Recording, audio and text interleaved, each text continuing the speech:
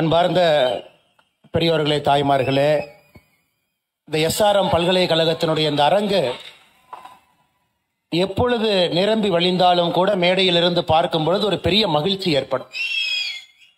எந்த ஒரு கல்லூரி வளாகத்திலும் கூட இவ்வளவு பெரிய அரங்கை நான் பார்த்தது கிடையாது. அதுவும் மாணவ செல்வங்கள் 3500க்கு மேற்பட்ட இருக்கைகள் அமர்ந்து ஒரே எண்ணத்தோடு மேடையில் நடக்கக்கூடிய நிகழ்வுக்கு தங்களுடைய ஆதரவை தெரிவிப்பது ஒரு சாதாரண நிகழ்வு அல்ல. சொல் தமிழா சொல் என்கின்ற அற்புதமான நிகழ்வு முதன்முறையாக எஸ்ஆர்எம் குழுமம் இதை நடத்தி இருக்கின்றார்கள். தமிழகம் முழுவதுமே 9 மண்டலங்கள்ல கிட்டத்தட்ட 2000த்திற்கும் மேற்பட்ட சகோதர சகோதரிகள் அவர்களுக்கு வழங்கப்பட்ட தலைப்பில் பேசி இன்னைக்கு இறுதிச் சுற்று, நேற்றும் இன்றும் இணைந்து இறுதிச் சுற்று நடந்து கொண்டிருக்கிறது. மேடையில் இவ்வளவு பெரிய மேடையில பேசணும்னா ஒரு பெரிய தைரியம் வேணும். நான் மேடையில் இருக்கக்கூடிய பெரிய தலைவர்களை பற்றி பேசுவதற்கு முன்பாக இந்த வார்த்தையை இங்கே குறிப்பிட விரும்புகின்றேன். எங்கேயோ ஒரு இடத்துல நான் படித்தேனுங்க, அது இன்னைக்கு ஞாபகம் வருது. Courage is not the absence of fear, it is the ability to mask fear. தைரியம் என்பது பயமின்மை என்கின்ற பொருள் அல்ல.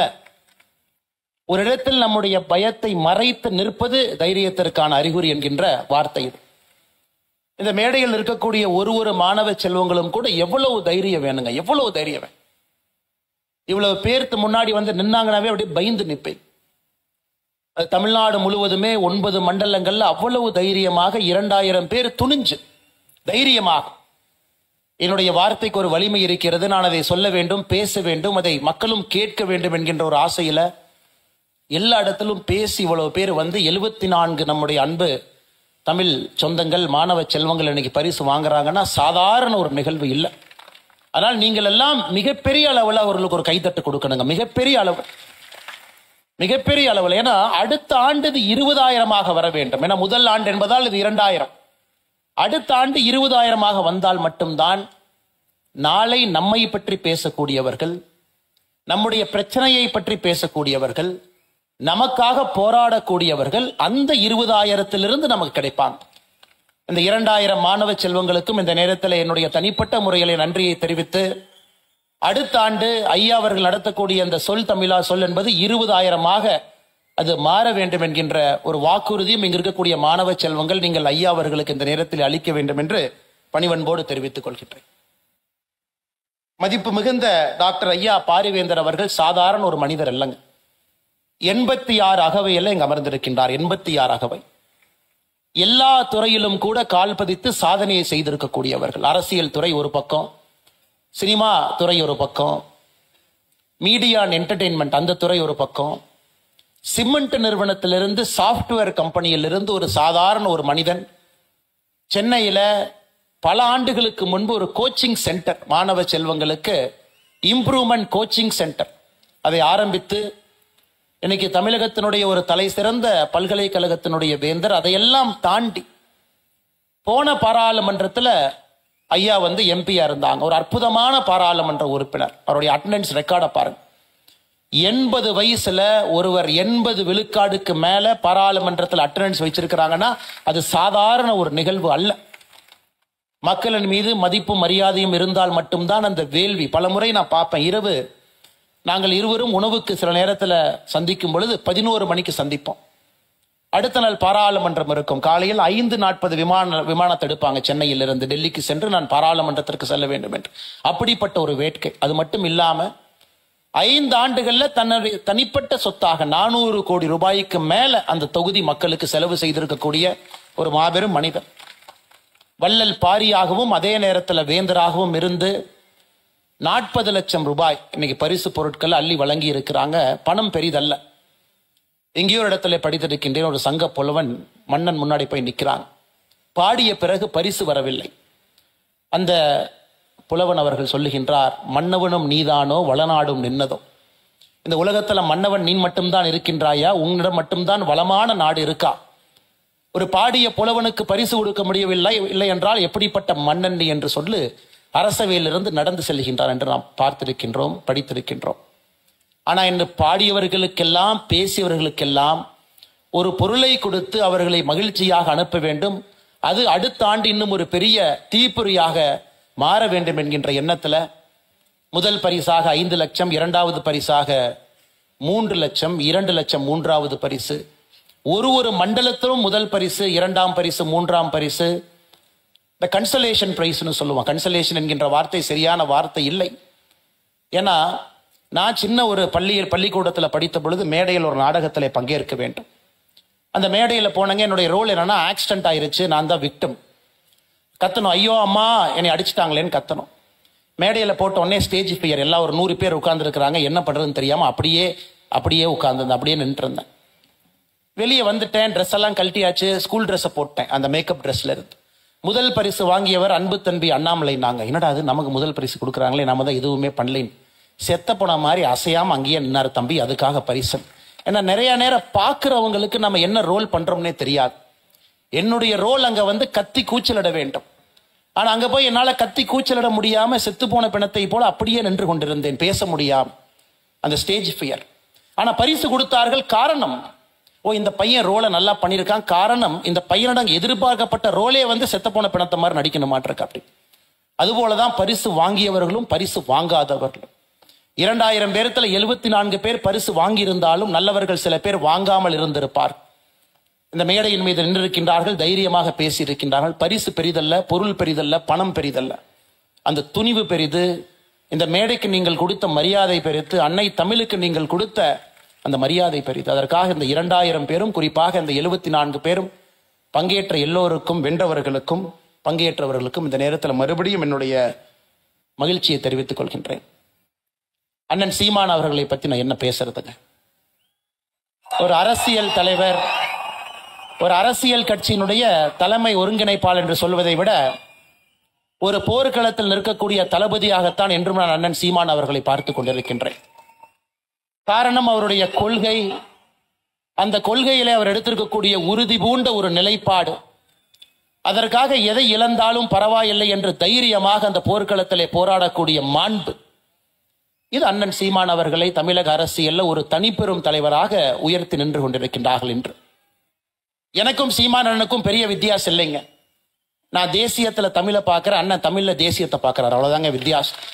இருவருக்கும் ஒரு பெரிய வித்தியாசம் இல்லை. இருந்தும் எப்பொழுதும் அண்ணன் சீமான் அவர்களுக்காக தொடர்ந்து ஆதரவாக நான் குரல் கொடுத்து கொண்டிருப்பதற்கான காரணம், இன்னைக்கு அரசியல் களத்துல பாத்தீங்கன்னா அந்த நேர்மையும் நெஞ்சுறுதியும் குறைந்திருக்கிறது. அது இருக்கக்கூடிய ஒரு மனிதனாக தொடர்ந்து நிற்கக்கூடிய அண்ணன் சீமான் அவர்கள் இந்த நிகழ்ச்சியில நாங்கள் இருவரும் பங்கேற்கக்கூடிய முதல் மேடையாக இது இருக்குது. அண்ணன் அவர்களுக்கும் இந்த நேரத்தில் என்னுடைய நெஞ்சார்ந்த வாழ்த்துக்களை தெரிவித்துக் கொள்கின்றேன். அருமை சொந்தங்களே, தமிழ் பேராயம் ஒரு சாதாரண ஒரு நிகழ்வு இல்லைங்க. இதற்கு முன்பு இதே இடத்துல சிறுகதைகள், பெரும் கதைகள் எல்லாரையும் தொகுத்து வழங்கக்கூடிய மனிதர்களுக்கு ஒரு பெரிய விழாவை இங்கே நடத்தி இருந்தார்கள். அந்த நிகழ்வை முன்னிருந்து நடத்திய ஐயா கரு நாகராசன் அவர்கள் குறிப்பாக ஒரு science and technology university, SRM பொறுத்த வரைக்கும் பார்த்தீங்கன்னா it's science and technology university. ஆனால் தமிழ் பல்கலைக்கழகங்களே செய்யாத ஒரு வேலையை எஸ்ஆர்எம் பல்கலைக்கழகம் செய்து கொண்டிருக்கிறது. சாதாரண நிகழ்வில்லை. அதற்கு மிக முக்கிய காரணமாக இருக்கக்கூடிய இந்த குழுமத்தினுடைய தமிழ் பேராயம், அதனுடைய தலைவராக இருக்கக்கூடிய முனிவர் ஐயா கரு நாகராசன் அவர்களுக்கு என்னுடைய பாராட்டுக்களையும் வாழ்த்துக்களையும் இந்த நேரத்தில் தெரிவித்துக் கொள்கின்றேன். அருமை சொந்தங்களே, அற்புதமான 2 நபர்கள் இந்த இறுதி போட்டியினுடைய பார்வையாளர்களாக மட்டுமில்ல, பங்கேற்பாளர்களாக மட்டுமில்ல, ஒரு கடுமையான பணியை எடுத்திருக்கின்றார்கள். காரணம், 8 பேர் பேசுறாங்க, 3 பரிசு தான் கொடுக்க முடியும். அது நிச்சயமாக அந்த நெஞ்சில் ஒரு முல்லை போல் குத்தி கொண்டிருக்கும். சாதாரண ஒரு விஷயம் கிடையாது. அந்த குறிப்பாக அந்த கடைசி கட்ட தருணத்திலே அந்த 8 பேர்த்தையும் பார்த்து மார்க் போட்டு இவங்க தான் ஜெயிச்சாங்கன்னு சொல்ற வேலை ஒரு சாதாரண வேலை இல்லை, அது சுமை. அந்த சுமையை தாங்கி மேடையின் மீது அமர்ந்திருக்கக்கூடிய 2 அற்புதமான மனிதர்கள், நான் பெரிதும் விரும்பி ரசிக்கக்கூடிய, உங்களுடைய நெஞ்சத்தை எல்லாம் எப்பொழுதும் கவரக்கூடிய பேராசிரியர் ஞான சம்பந்தன் ஐயா. எவ்வளவு எளிமையா பேசினாங்க பாருங்க. டிவியில் அவங்க வந்தாவே எந்த வேலையாக இருந்தாலும் தூக்கி போட்டு விட்டு எல்லோரும் அமர்ந்து பார்ப்போம். அப்படிப்பட்ட ஒரு நகைச்சுவை கலந்து தமிழ் மொழிக்கு முக்கியத்துவம் கொடுத்து பேசக்கூடிய அற்புதமான ஒரு மனிதர். அந்த அதே மேடையில் ஐயாவை சந்திப்பதிலே என்னுடைய ஒரு பாக்கியமாக இந்த நேரத்தில் நான் கருதுகின்றேன். அதே போல மீடியா துறையில எனக்கு ரொம்ப நெருங்கிய ஒரு மனிதர், நேர்மையானவர், நடுநிலைமையானவர், தன்னுடைய கருத்தை உறக்கமாக பேசக்கூடியவர், எல்லோரையும் மதிக்கக்கூடியவர், எந்த அரசியல் கட்சியாக இருந்தாலும் ஒரு நிலைப்பாடு எடுக்காம எல்லோருக்கும் சமமான மேடை அமைத்து கொடுக்கக்கூடிய புதிய தலைமுறை தொலைக்காட்சி குழுமத்தினுடைய நிறுவன சீனியர் எடிட்டராக இருக்கக்கூடிய அருமையான கார்த்திகேயன் அவர்களுக்கும் இந்த நேரத்தில் என்னுடைய நெஞ்சார்ந்த வாழ்த்துக்களை, நன்றிகளை இந்த நேரத்தில் தெரிவித்துக் கொள்கின்றேன். அருமை சகோதரர் அருணாச்சலம் அவர்கள் பின்னால் இருந்து முழுவதுமாக இயக்கி இருக்கின்றார்கள். அவருக்கும் என்னுடைய வாழ்த்துக்களை தெரிவித்துக் கொள்கின்றேன். அன்பு சொந்தங்களே, சொல் தமிழா சொல் மிக முக்கியமாக தமிழகத்துல இந்த நேரத்திலே நடத்தப்பட வேண்டிய நிகழ்வு. காரணம், இங்கே மாணவ அரசியல் இல்லை. ஒரு மாணவ அரசியல் இருக்கக்கூடிய இடத்துல ஒரு நாளும் சொல் தமிழா சொல்லாக இருக்கும். கல்லூரியில் ஆக்ரோஷமா பேசுவாங்க. ஒரு மாணவர் சங்க தேர்தல் நடக்கும் பொழுது ஆக்ரோஷமாக இருக்கும். அங்கிருந்து அடுத்த கட்ட தலைவர்கள் கிடைப்பாங்க. அரசியலுக்கு மட்டுமில்லை, அரசியல் என்பது ஒரு பரிணாமம். அவர்கள் எந்த துறைக்கு சென்றாலும் கூட அந்த மாணவ பருவத்தில், குறிப்பாக கல்லூரிகள்ல மிகச் சிறப்பாக பேசக்கூடியவர்கள், ஆர்குமெண்டேட்டிவ், தான் சொல்லக்கூடிய கருத்தை வலிமையாக சொல்லக்கூடியவர்களை ஒரு கல்லூரி தயார் செய்து வெளியே அனுப்பும். ஆனா நம்முடைய சாபக்கேடு, என்னை கல்லூரிகள்ல அரசியல் என்கின்ற வார்த்தை தவறாக போய் அது உச்சநீதிமன்றத்தில் James Michael Lyngdoh, JM Lyngdoh அவர்கள் தலைமையில் போட்டிருக்கக்கூடிய கமிட்டியினுடைய ரிப்போர்ட், அதன் அடிப்படையில் இந்திய பல்கலைக்கழகத்தில் கல்லூரிகளில் மாணவ அரசியல் என்பது கடுமையாக ஒரு நெருக்கடியில் நின்று கொண்டிருக்கிறது. அப்ப மாணவங்களுக்கு பேசுவதற்கான மேடை எங்க இருக்கு, வாய்ப்பு எங்க இருக்கு, எங்கே வந்து அவருடைய கருத்தை ஆணித்தரமாக அவர்கள் பதிவு செய்ய முடியும்? இன்னைக்கு ஒரு பெரிய மாமன்றத்தை நம்முடைய எஸ்ஆர்எம் குழுமம் உங்களுக்காக ஏற்படுத்தி இருக்கின்றார். இந்த சொல் தமிழா சொல் என்பது எல்லாத்தையும் தாண்டி தமிழகத்தினுடைய அரசியலாக இருக்கட்டும், தமிழகத்தினுடைய அடுத்த கட்ட தலைவர்களாக இருக்கட்டும், பேச்சாளராக இருக்கட்டும், எல்லோரையும் அடையாளம் காட்டக்கூடிய மேடையாக மாறி இருக்கிறது. இது முதல் ஆண்டு. இப்படிப்பட்ட ஒரு முயற்சி எடுத்திருக்கின்றார்கள். நிச்சயமாக வருகின்ற காலத்தில் இது இன்னும் பெரிய ஆலமரமாக வரணும். அந்த 2000 என்பது 20,000 வரணும். சுருக்கமா சில பேர் பேசினாங்க, சில இடத்துல பெருசா பேசினாங்க. பேச்சை பொறுத்தவரை எப்பொழுதும் நான் அடிக்கடி சொல்லுவது, நான் கற்றிருப்பது, நான் படித்திருப்பது, ஈத்தோஸ், பேத்தோஸ், லோகோஸ் என்கின்ற 3 வார்த்தையை நம்ம சொல்லுவோம். இது கிரீக்கு நாடுகளிலிருந்து வரக்கூடிய ஒரு பேச்சு எப்படி இருக்க வேண்டும் என்பதற்கான அடிப்படை இலக்கணம். ஈத்தோஸ் என்கின்ற வார்த்தை என்ன சொல்லுது? யாரு பேசுறாங்க, அது ஈத்தோஸ் என்கின்ற வார்த்தைக்கான அர்த்தம். அப்ப அண்ணன் சீமான் அவர்கள் பேசுறாரா, இல்ல ஒரு மருத்துவர் பேசுறாரா, இல்ல ஒரு விஞ்ஞானி பேசுறாரா, யாரு பேசுறார், யாரு பேசுறாங்க என்பதற்காகவே அந்த பேச்சுக்கு ஒரு சிறப்பு இருக்கும். ஈத்தோஸ். அடுத்து பேத்தோஸ் என்று சொல்லுகின்றோம். அது எந்த அளவுக்கு ஆணித்தரமாக எமோஷனலா பேசுறான், அந்த பேச்சாளரோடு நாம் கலந்திருக்கின்றோமா, அந்த பேச்சோடு நயத்தோடு நாம் ஒன்று இருக்கின்றோமா, எமோஷனல் அப்பீல் என்று சொல்லுகின்றோம். லோகோஸ் என்கின்ற வார்த்தைக்கான அடிப்படை தத்துவம் லாஜிக். அந்த பேச்சுல உணர்ச்சி மட்டுமல்ல, அந்த பேச்சுல ஒரு அடிப்படை தன்மை, நண்பகத்தன்மை இருக்கா? அப்படி ஒரு பேச்சில் இருக்கக்கூடிய 3 விஷயங்களை the speech of a grammar என்று சொல்லுகின்றோம். Ethos, pathos and logos. இது போன்ற மேடைகள்ல உங்களுக்கு வெறும் 4 நிமிடங்கள் 5 நிமிடங்கள் மட்டும் கிடைக்கும் பொழுது உங்களுடைய மூளை மிக வேகமாக வேலை செய்யும். அந்த தலைப்பை எடுக்கணும், எங்கேயோ படிச்சதெல்லாம் தலைப்புக்கு கரெக்ட் பண்ணணும், அதை பிரசன்ட் பண்ணணும், அதை நீங்க டிஃபெண்ட் பண்ணணும்.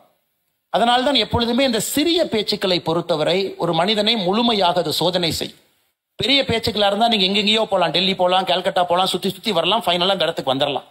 ஆனா அந்த சிறிய பேச்சுக்கள் 5 நிமிடம் 6 நிமிடத்துல பேசுங்கன்னு சொல்லும் பொழுது ஒரு பேச்சாளனுடைய முழுமையான தன்மை வெளியே வந்துடும்.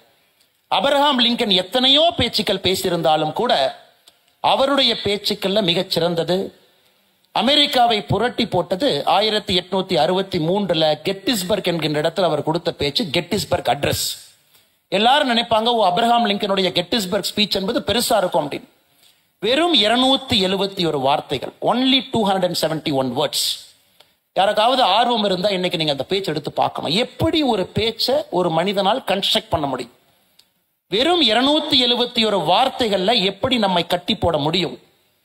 271 வார்த்தைகள்ல ஈத்தோஸ் இருக்கு, பேத்தோஸ் இருக்கு, லோகோஸ் இருக்கு, 3 இருக்கிறது.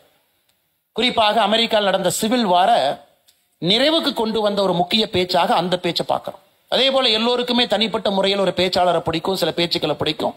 சில பேருக்கு அரசியல் பேச்சுக்கள் பிடிக்கும், சில பேருக்கு ஆன்மீகம் பிடிக்கும், சில பேருக்கு அறிவியல் பிடிக்கும். எது இருந்தாலும் கூட ஒரு மனிதன் நல்ல பேச்சாளராக இருக்கும் பொழுது தன்னை நன்றாக அறிந்து கொள்ளுகின்றான், தன்னை நன்றாக வெளிப்படுத்திக் கொள்ளுகின்றான், சமுதாயத்தினுடைய பிரச்சனையை உள்வாங்கி அதற்கான பரிகாரத்தை நல்ல பேச்சால் தேட முடிகிறது.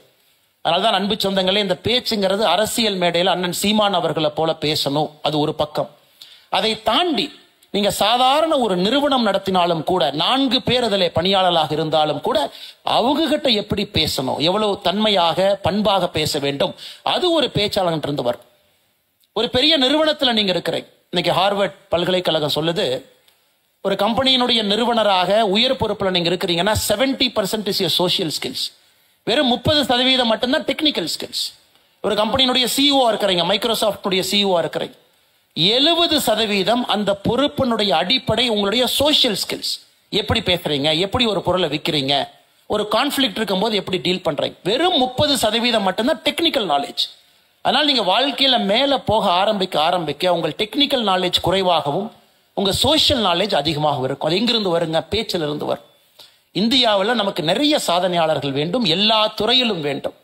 அந்த சாதனையாளர்கள் தன்னை நன்றாக வெளிப்படுத்திக் கொள்ள வேண்டும்.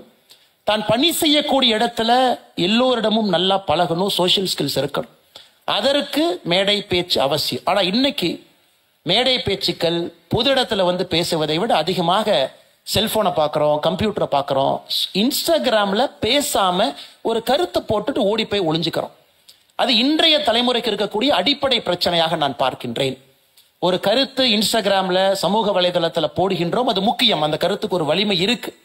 அதை விட பெரிய வலிமை வெளியே வந்து நீங்கள் பேசும் பொழுது உங்களுடைய பேச்சுக்கு அதை விட பெரிய வலிமை இருக்கு. அதனால இந்த இன்ஸ்டாகிராம், சோசியல் மீடியா, இந்த யுகத்தில் இருக்கக்கூடிய குழந்தைகள் நீங்க பேசி பழகணும், நிறைய பேசணும். நீங்க பேசும் பொழுது மட்டும்தான் தடுமாற்றத்திலிருந்து வெளியே வருவீங்க. ஏன்? இங்க உங்க முன்னாடி தைரியமா நான் பேசிட்டு இருக்கேன். எனக்கு ஒரு காலத்துல திக்கி பேசும், எனக்கு ஒரு காலத்துல திக்குவா, என்னால பேச முடியாது. நான் பஸ்ல போய் டிக்கெட் எடுக்கணும் அப்படின்னா கூட நான் வந்து சிரமப்படுவேன். என்னால சில வார்த்தைகள் வராது, இப்போ வராது, வராது. அப்ப டிக்கெட் எடுப்பதற்கு கூட நான் சிரமப்படுவேன்.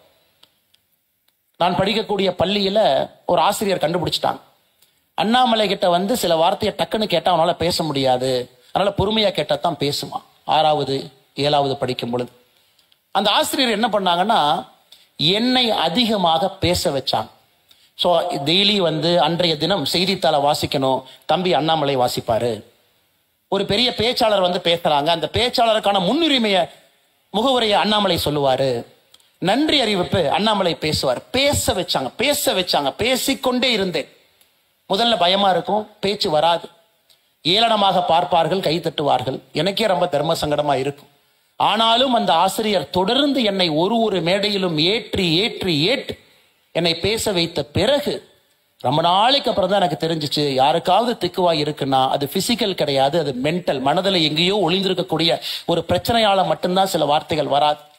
ஆனால் நீங்கள் எங்கிருந்தாலும் எப்படிப்பட்ட மனிதர்களாக இருந்தாலும் பேசுங்கள், பேசிக்கொண்டே இருங்கள். நீங்கள் யார் என்பதை வெளிப்படுத்திக் கொண்டே இருங்கள். இந்த உலகத்தை வசப்படுத்துங்கள். வருகின்ற நாட்கள் வசந்த காலமாக இருக்கட்டும். இன்னைக்கு நிறைய அரசியல் தலைப்புகள் இருந்துச்சு. அதில் என்னுடைய கருத்தையும் இந்த நேரத்தில் நான் பதிவு செய்ய விரும்புகின்றேன். ஒரே நாடு ஒரே தேர்தல் வேண்டுமா வேண்டாமா? அற்புதமா பேசினாங்க. வேண்டும்னு ஒருத்தர் பேசினாங்க, வேண்டான்னு பேசினாங்க. வெறும் 39 பாராளுமன்ற உறுப்பினர்கள் இருக்கக்கூடிய ஒரு நம்முடைய தாய் தமிழ்நாட்டிலிருந்து 543 பாராளுமன்ற உறுப்பினர்கள் அமரக்கூடிய பாராளுமன்றத்தில் வருங்காலத்தில் ஒரு தமிழ்வன் பிரதமராக வர முடியுமா பேசினாங்க. 2 பேரும் சரியா பேசினாங்க. முடியும் என்று பேசினாங்க, முடியாதுன்னு பேசினாங்க. என்னை பொறுத்தவரை இரண்டையும் சுருக்கி ஒரே வார்த்தையிலே பதிவு செய்ய விரும்புகின்றேன். அரசியல் எப்ப நல்லா இருக்கும், அரசியல் எப்ப ஆளுமை மிகுந்த மனிதர்கள் வந்து நாட்டை திருத்துவார்கள் என்றால், தேசிய கட்சிகள் தேசிய பிரச்சனைகளை முதன்மையாகவும் மாநில நலனை முக்கியமாகவும் வைக்கும் பொழுது, அதே போல மாநில கட்சிகள் மாநில பிரச்சனைகளை முதன்மையாகவும் தேசிய பிரச்சனையை முக்கியமாக வைக்கும் பொழுது மட்டும்தான் இந்திய அரசியல் மாறும். நான் சொன்னதை மறுபடியும் திரும்ப சொல்றேன். தேசிய கட்சிகள் தேசிய பிரச்சனைகளை முதன்மையாகவும் மாநிலத்தினுடைய பிரச்சனைகளை முக்கியமாகவும், அதே போல மாநில கட்சிகள் மாநிலத்தினுடைய பிரச்சனையை முதன்மையாகவும் தேசியத்தில் இருக்கக்கூடிய பிரச்சனைகளை முதலாகவும் வைக்கும் பொழுது அரசியல் மாறும். ஆனா இன்னைக்கு பார்த்தீங்கன்னா ஒரு இக்கட்டான சூழல்ல நம்முடைய அரசியல் இருக்கு. பிராந்திய கட்சிகள் எக்ஸ்ட்ரீமான ஒரு பொசிஷன் எடுக்கிறாங்க. அது கைத்தட்டுவதற்கும் கேட்பதற்கும் பேசுவதற்கும் நன்றாக இருக்கும். நேற்று ஒரு சகோதரர் பேசும்பொழுது ஒரு விஷயத்த சொன்னாங்க. பிரதமர் அவர்கள் வரும்பொழுது முதல்வருக்கே அனுமதி இல்லை. எப்படி நம்ம அரசியல் இருக்குன்னு பாருங்க. பிரதமரை அழைப்பதே முதல்வர் தான். பிரதமரை வர சொல்ல வேண்டிய பொறுப்பே முதல்வருக்கு தான் இருக்கு. பிரதமர் வரும்பொழுது முதல் ஆளாக இருந்து பிரதமரை வரவேற்க வேண்டிய கடமையும் உரிமையும் மாநிலத்தினுடைய முதலமைச்சருக்கு இருக்கு. ஆனால் நேற்று ஏதோ ஒரு காரணத்திற்காக மாநிலத்தினுடைய முதலமைச்சர் வரவில்லை. நான் இந்த மேடையில அரசியல் பேசவில்லை என்றாலும் கூட, பிராந்திய கட்சிகள் ஒரு எக்ஸ்ட்ரீமுக்கு போகும் பொழுது, அதே போல தேசிய கட்சிகள் ஒரு எக்ஸ்ட்ரீமுக்கு போகும் பொழுது அரசியல் கெட்டு போயிருது. மக்கள் மிடில்ல மாட்டிக்கிட்டு முழிக்கிறாங்க, ரெண்டு பக்கம் பார்க்கறாங்க. அதனால் எல்லா கட்சிகளுக்கும் இந்த அடிப்படை வேலை இருக்கிறது. இருவரும் சென்டர் பாயிண்டை நோக்கி வரணும். மாநிலத்தினுடைய நலனும் முக்கியமாக முதன்மையாக இருக்க வேண்டும், தேசத்தினுடைய நலனும் முக்கியமாக முதன்மையாக இருக்க வேண்டும். அது வர வேண்டும்னா நீங்க வரணும், இளைஞர்கள் வரணும், பேசணும், உள்ள வரணும், ஆதிக்கத்தை செலுத்தணும். நிச்சயமாக வருகின்ற காலத்தில் நீங்கள் அதை செய்வீர்கள் என்கின்ற முழு நம்பிக்கை இருக்கு. மறுபடியும் மேடையில் இருக்கக்கூடிய எல்லா ஆன்றோர்கள், அறிஞர்கள், சான்றோர்கள் எல்லோருக்கும் என்னுடைய நல்வாழ்த்துக்களை தெரிவித்து, நானும் அண்ணன் சீமான் அவர்களும் ஒரே மேடையில் இருக்கிறனால நிச்சயமா அது கான்ட்ரோவர்சியல் ஆகும். காரணம் என்னன்னா, என்ன பேசுனீங்க, நேத்து யாரை பார்த்தீங்க, இன்னைக்கு யாரை பார்த்தீங்க, இது என்னை பொறுத்தவரை இதையெல்லாம் தாண்டி நாம் அரசியலை பார்க்க வேண்டும். அரசியல்ல மறுபடியும் மனிதர்களுக்கு மரியாதையும் முக்கியத்துவமும், எந்தவித கொள்கைகள், கோட்பாடுகள், வித்தியாசங்கள் இருந்தாலும் அதையெல்லாம் தாண்டி ஒரு சென்டர் பாயிண்ட்ல கைகுலுக்கி தமிழகத்தினுடைய நலனுக்காக, இந்தியாவுடைய நலனுக்காக அரசியல்வாதிகள் எப்பொழுதும் நிற்க வேண்டும். அது போன்ற ஒரு நாகரிகமான அரசியலை நாம் முன்னெடுக்க வேண்டும். அப்படிப்பட்ட மேடையை இங்கே அமைத்து கொடுத்த ஐயா பாரிவேந்தன் அவர்களுக்கு இந்த நேரத்தில் என்னுடைய நெஞ்சார்ந்த வாழ்த்துக்களை, நன்றிகளை தெரிவித்து, மிக பொறுமையாக இங்கே காலையிலிருந்து அமர்ந்திருந்து என்னுடைய பேச்சையும் மற்றவருடைய பேச்சையும் கேட்டுக்கொண்டிருக்கக்கூடிய மாணவ செல்வங்களுக்கும் என்னுடைய நன்றிகளை தெரிவித்துக் கொள்கின்றேன். நன்றி, வணக்கம். பாரத் மாதா கி ஜெய்.